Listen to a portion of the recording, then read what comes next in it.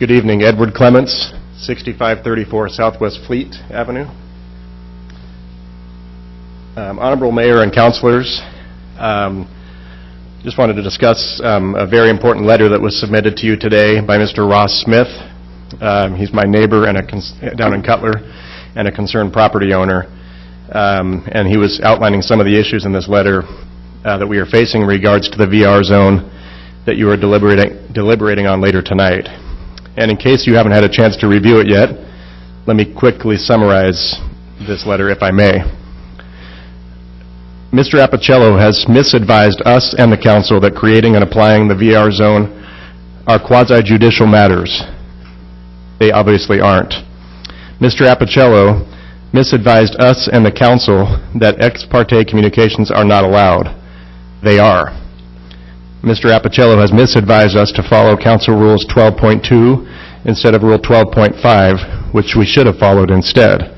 And Mr. Appicello did not inform us that creating the empty VR zone and rezoning properties to VR are two distinctly separate legislative acts. They are.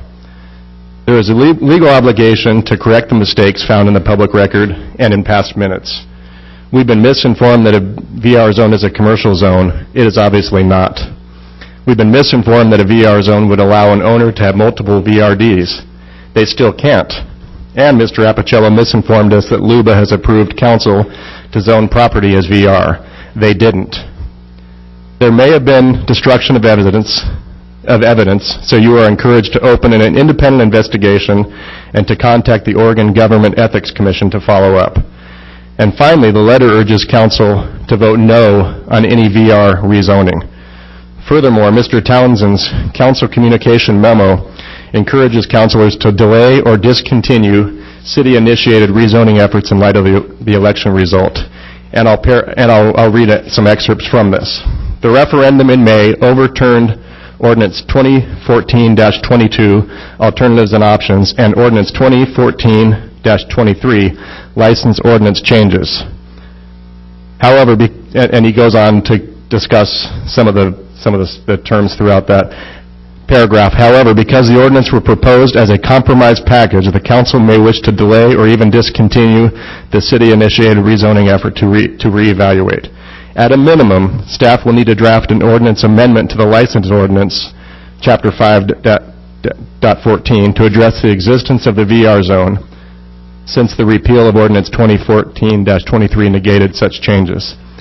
If the council wishes to discuss the matter before proceeding, council should postpone the consideration of the ordinance. Given all this is back to my point, given all this, it's now abundantly clear that it's in our city's best interest for council to encourage Mr. Appicello to find gainful employment elsewhere. Thank you for your service. Thank you for your time. Mr. Hoover.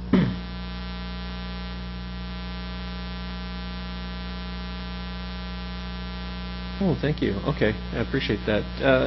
Ned, I have a note here. In order for your testimony to be in the record, it has to be during the public hearing. Do you want your testimony to be part of the record?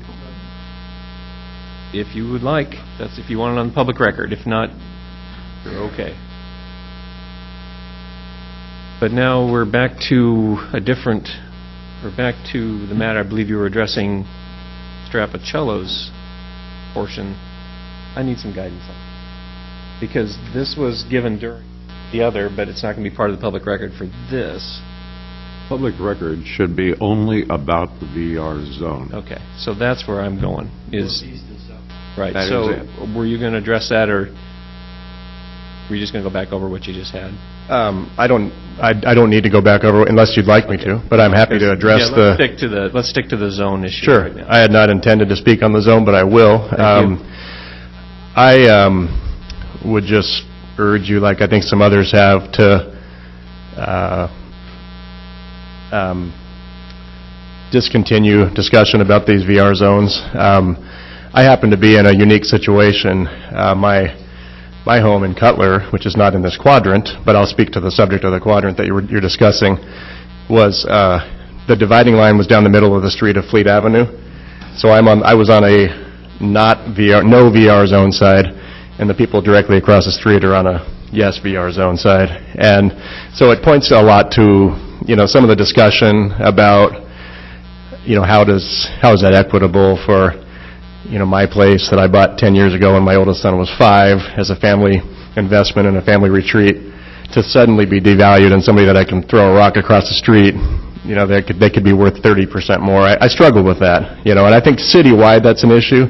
So I think it's it's applicable to speak even in this other quadrant on this subject. When we first moved or bought our place here, this was a dream from when my wife and I first got married, and we were able to attain it and did it, and came and put a lot of money into the local economy. We bought all of our materials here, did everything here to try to better the area. We bought the place next to us that was a run-down home with, it had more rodents in it than it ever had people in it.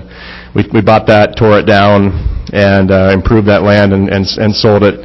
Somebody's just completed a house. I think it'll be, they'll get occupancy within the next month.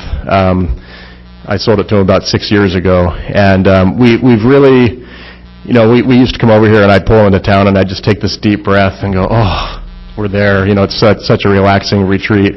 Now I got to be honest, I don't come to town. I'm so discouraged by all this. I can't tell you the last time I used my home.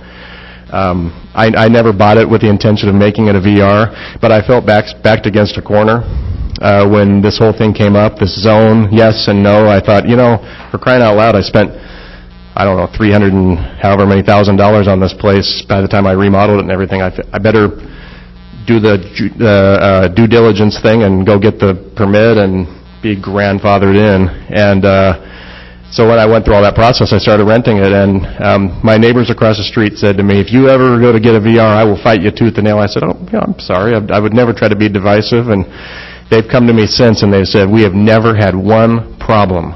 Because I'm properly managed, I have a local manager. I take care, I pay what I need to pay to take care of it.